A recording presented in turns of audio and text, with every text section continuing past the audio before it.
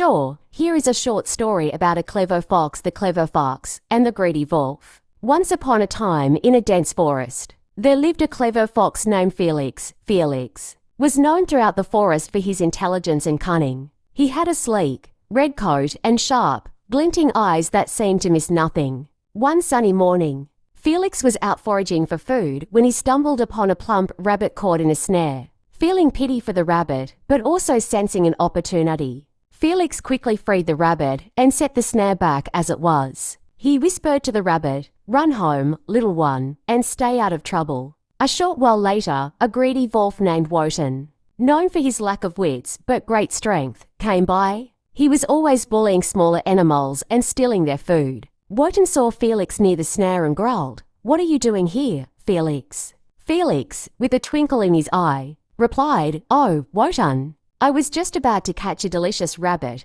but I had a better idea. I noticed that the humans set a new snare just over there, by the big oak tree. It's bound to catch something much bigger and tastier, but I don't have the strength to check it. Maybe you could help me." Wotan's eyes gleamed with greed. "Lead the way," he demanded. Felix led Wotan to the big oak tree, where indeed there was a new snare, but it was cleverly disguised. Felix pointed it out and said, "You see, Wotan, there it is. Just tug on that rope, and you'll have a feast." Wotan, too eager to consider Felix's motive, lunged at the snare. As soon as he tugged the rope, the snare sprung and trapped Wotan by his leg. He howled in surprise and pain. Felix, standing a safe distance away, smirked and said, "I hope you enjoy your catch. Wotan, remember, greed and brute force aren't always the best tools. Sometimes it's better to be clever." With that, Felix trotted away, his tail swishing with satisfaction. He had not only outwitted the greedy wolf,